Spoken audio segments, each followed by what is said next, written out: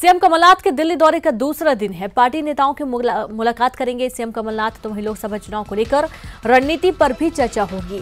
कभी भी कांग्रेस की लिस्ट आ सकती है। प्रत्याशियों के नामों पर आज फाइनल मुहर लग सकती है।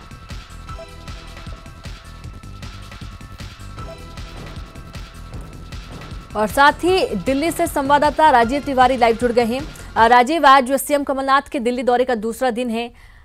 कयास है कि कभी भी कांग्रेस की अगली लिस्ट सामने आ सकती है। बिल्कुल, इस बात से इनकार नहीं किया जा सकता है, क्योंकि अगर देखा जाए तो समय बहुत कम है और उम्मीदवार जो हैं टिकट के कई दावेदार हैं। ऐसे में पार्टी भी यही चाहती है कि जल्द से जल्द नामों का ऐलान कर दिया जाए, ताकि जो प्रत्याशी अपने क्षेत्र में जाए और पूरी तरह से तैयारी करे।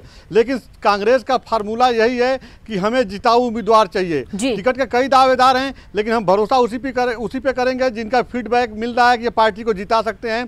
क्योंकि विधानसभा चुनाव में मध्य प्रदेश में जो जीत मिली है कांग्रेस पार्टी को, उसी के आधार पे कांग्रेस पार्टी पूरी तरह से आगे चल रही है। अब यही वजह है कि देरी हो रही है। आप देख सकते हैं कि बीजेपी ने अभी तक जो है 19 उम्मीदवारों के नाम की घोषणा की है, लेकिन कांग्रेस पार्टी 9 उम्मीदवारों के नाम का अभी तक ऐलान किया है, क्योंकि हर सीट का मंथन किया जा रहा है। क्योंकि टिकट के कई दावेदार हैं, ऐसे में पार्टी वाला कमान ये चाहता है कि किसी को नाराज भी न किया जाए और सबको साथ लेके चला जाए। पार्टी में अगर बगावत होती है, टिकट के दावेदार कई हैं, अगर किसी का टिकट नहीं मिलता है किसी को, अगर वो बगावती सुर अपनाता है तो इससे पार्टी को कहीं ना कहीं बड़ा नुकसान होगा। और इसको पूरी तरह से मैनेज करने की एक कवायद भी है अंदर खाने। यही वजह है कि सीएम दिल्ली में है और एक एक सीट पे कौन टिकट का दावेदार है, किसको टिकट देना चाहिए, अगर कोई बगावती सुर अपनाता है तो उसको कैसे मैनेज करना है, तमाम अहम मुद्दों पे जो है पार्टी आला कमान से वो बात कर रहे हैं, पार्टी के वरिष्ठ नेताओं से बात कर रहे हैं। पार्टी को यह उम्मीद है कि विधानसभा चुनाव में जिस तरह से जीत मिली थी, अगर यही फार्मूला अगर हम लोग अख्तियार करते हैं तो कहीं ना कहीं जीत मिलेगी। क्योंकि आप देख सकती हैं कि जैसे जैसे चुनाव नज़दीक आ रहा है,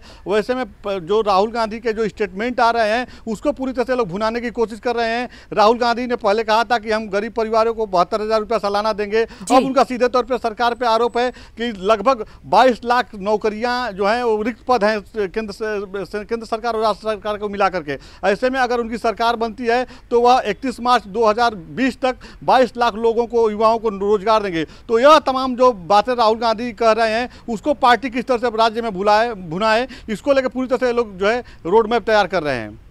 जी बिल्कुल राजीव, और साथ ही यहाँ पर देखा जा रहा है कि कांग्रेस के पास चेहरों की कमी है।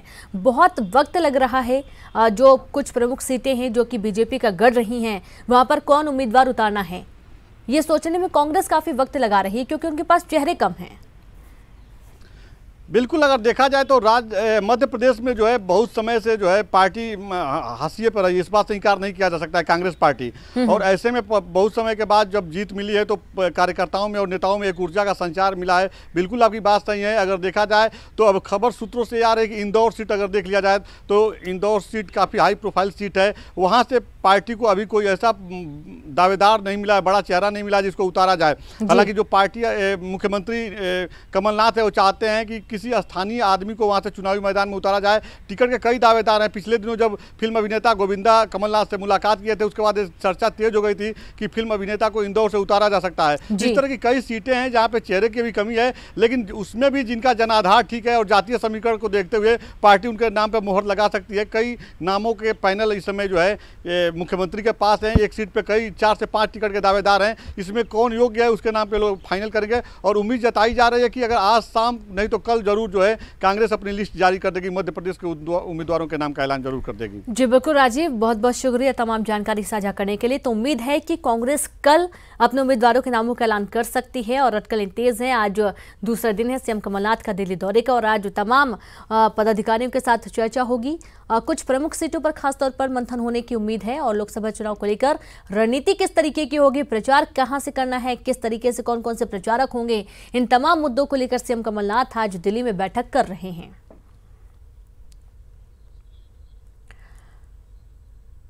तो लोकसभा चुनाव की तैयारियां कांग्रेस जोरों शोरों से कर रही है और यही कारण है कि कुछ वक्त ज्यादा ले रही है।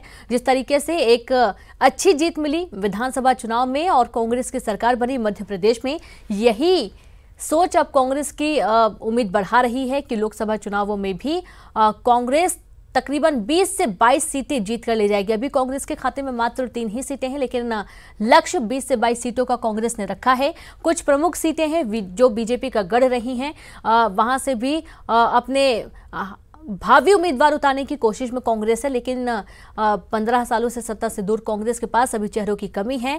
लेकिन उसके बावजूद कांग्रेस कोशिश में है कि किन वो चेहरों को उतारा जाए जो कि बीजेपी के नेताओं को कड़ी टक्कर दे सके।